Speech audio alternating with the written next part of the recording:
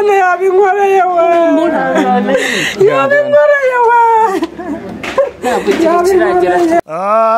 Durera muri kino gitondo nibwo nyakwigendera Bishop Theoneste ari buherekezwe butuvugana muri iki gitondo turi mu rugo aho barimo bari myiteguro yo kujya gutora umubiri. Ngire ngo Cobi uburi kudufasha ku buhanga bw'ibyuma hariya abantu bari kubibona ko aha turi n'ubushize niho twakoreye inkuru turi mu rugo ahangaha mwizindiro tukaba twazindutse ngo nkuko abantu twabagejejeho inkuru yabanje tunayisoze abantu babone uko Kiboke yaherekejwe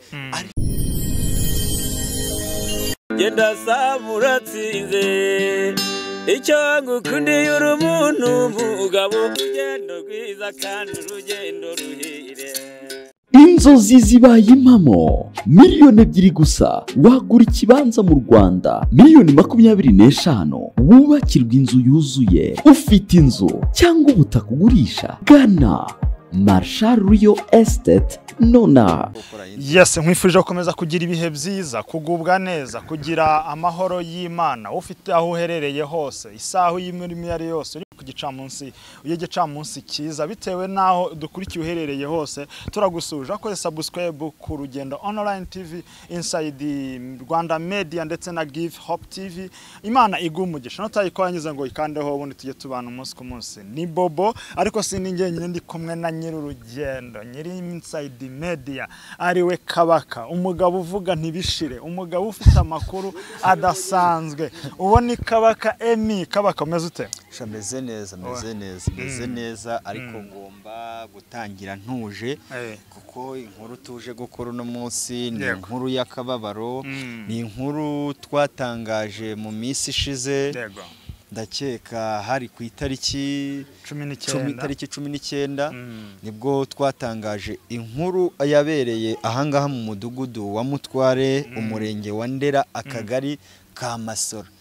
Ni umudugudu wa Matware, akagari umurenge Ndera, akagari ka Masoro. Akarere ni Gasabo. Akarere ko ni Gasabo. Mu mujyi wa Kigali. Ni inkuru y'akababaro yamenyekanye ku itariki 19 ubwo Bishop kugira ngo muhe icyubahiro cy'izina rye ugomba gutangiza Bishop Theoneste, kunzwe kwitwa Kiboke, wiswe Kiboke, wari ukunzwe n'abantu benshi mwino karitsiye, yitabye Imana ariko yitwitse. Bivugwa ko biravugwa burya ko wenda yarafitanye amakimbirane n'umuryango cyangwa se umufasha we babashakanye. Byari bimaze igihe, byari bimaze imyaka myinshi barara barwana, birirwa barwana. Bivuga ko n'icyo gitondo yitabye Imana nijoro, ariko icyo gitondo yitabaho Imana bahereye mu gitondo undi barimo bararwana. Na makuru twahawe n'abaturage kuko batubwiye ko bari iyi famiye bari bafitanye amakimbirane, ariko nanone Kiboke buriya ngo ko mu makuru twakiri hano ngo yari afite igifungo cy'amezi 8 asubitse. Durera muri kino gitondo nibwo nyakwigendera Bishop Theoneste ari buherekezwe butuvugana muri iki gitondo turi mu rugo aho barimo bari myiteguro yo kujya gutora umubiri. Ngire ngo Cobi uburi kudufasha ku buhanga bw'ibyuma hariya abantu bari kubibona ko aha turi n'ubushize niho twakoreye inkuru turi mu rugo ahangaha mwizindiro tukaba twazindutse ngo nkuko abantu twabagejejeho inkuru yabanje tunayisoze abantu babone uko Kiboke yaherekejwe, ariko nanone hari ibintu ushaka ko tuza kuganiraho ahangaha. Hari amakuru nakiriye ahangaha numva sinzi kuko ngo ku mugoroba mu nama yateranye waje kuzamo akantu k'ubusigane, mugora akavuga iti ntago ashaka ko umugabo aza gusezererwa mu rugo, abandi bati nta kuntu byo ntibijya bibaho, ntago umugabo yasezererwa ishyanga cyangwa se ngo ajye gusezererwa handi atagejejwe mu rugo rwe.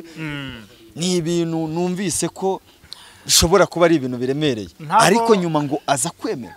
Ntago ubundi byakabayeho, niyo yababyemeza byaba ari ibintu bitari byo bidakwiriye kuko nk'umugabo mu rugo akwiriye kugezwa mu rugo aho mu gicumbi cye babyita mu kirambi cye akaba ari hasezererwa kuko byaba ntabwo ari umuco nyarwanda yaba ari umugabo twavuga ngo se ntawe yakabaye afite none nta nubwo ntabwo yakodeshaga tuvuga wenda ngo habaye hatoya niwe mu rugo urumva yari umugore ahisemo kuba bataza gusezererwa hano byaba ari se nabyita ngo iki abakomeje kugaragaza indi sura bitandukanye niyo yari afite bibuka neza kabaka ntabwo uyu mugore arimo arashyirwa mu majwi neza yaba mu baturage baturanye ntago bamwumva neza bitewe n'urupfu rwa mugabo cyane aba baturage twaganiriye ahanga muri karitsiye bagiye batubwira ko urumva hari abo benshi twagiye tuganira bakakubwira ko babaye imyaka irenga 5 ahanga muri karitsiye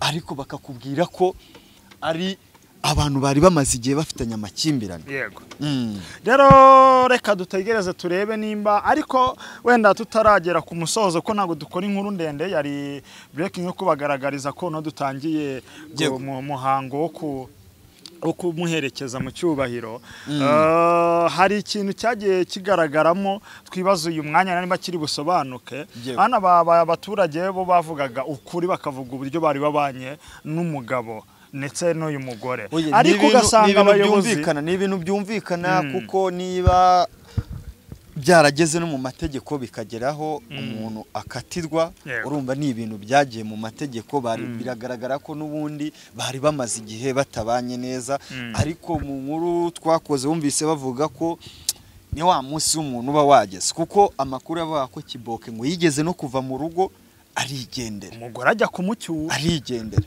umugore niwe wagiye gucyura bamwe bakavuga ngo umugore niwe wamucyuye abandi ati n'abana bamuhamagaye ati se papa wagarutse mu rugo ko twari tubayeho ku bwawe ari we waduhahiraga mama yirarira mu mayoga ntago ngo tumubona wagarutse tukabana so nibyagiye bivugwa wenda siko kuri kuzuye ariko burya ukamika mu n'umutima we niwe uzi ukuri neza waramutse neza muhanuzi uyu ni umuhanuzi wasenganaga na Kibonke uje guherekeza Bishop waramutse neza uraho mama nese kugiye muhanuzi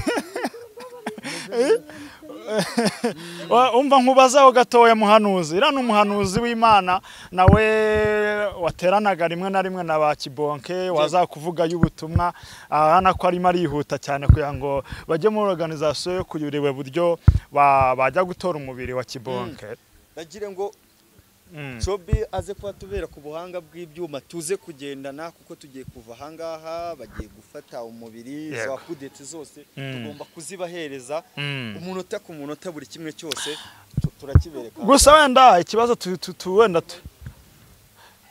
iki batangaga ukuri wenda ko imibanire n'umugore n'umugabo byo bari babanye ariko umuyobozi w'isi bagasa nk'uca ku ruhande agasa nk'ugoreka aberereka situza umubano we wenda n'uyu muryango ariko ndanone amakuru dufite yuko nyakwigendera ngo mbere yuko yitaba Imana mu bitaro yavuze ijambo ngo rikomeye cyane ngo yasize atumye ngo avango munsabire imbabazi ku bantu bose twatwaragiranye ikibazo musabira imbabazi ku muryango bivuga ngo abantu reka tubadukurikiye babyumve iherezo ry'umuntu yego bavanga umuntu yahuye ngo ngabarimbutse ngabagize gute burya kurimbuka k'umuntu bihwana n'iherezo rye mbibutse ko cya gisamo cyari kiri kumwe na Yesu ku musaraba cyahawe ijuru aho ngaho kandi kibambye yego yaravuze ati ni mwami nugera mu bwami bwawe ariko nanone hakaba hari irindi jambo ngo yavuze aravuga ati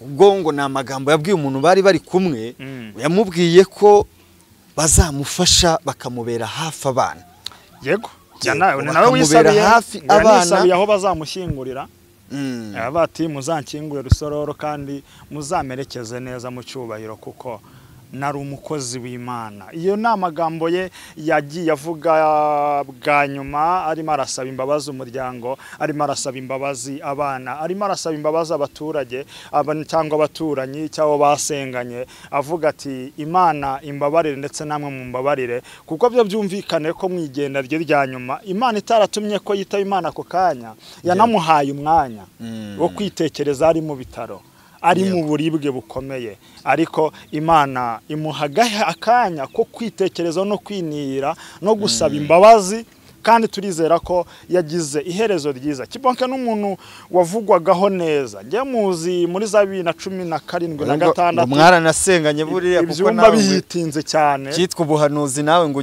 ukibarizwamo muri icyo gice nawe ubarizwamo. Yasa n'umuntu wa icyumba kigezweho, wenda ubuyobozi butarabyinjamo, butaraba kajagari ngo bibe byinshi cyane batangire hinjiremo abantu b'abatubuzi babeshya. Kibonke n'umuntu wari wamenye kanye cyane muri aka karere ka Gasabo ndetse no mu mbibi zawo, uko iyo buhanuzi bwe bwabaga bukomeye cyane, kandi yavuganaga n'Imana by'ukuri. Rero katwizere ko Imana yamuhaye iherezo ryiza.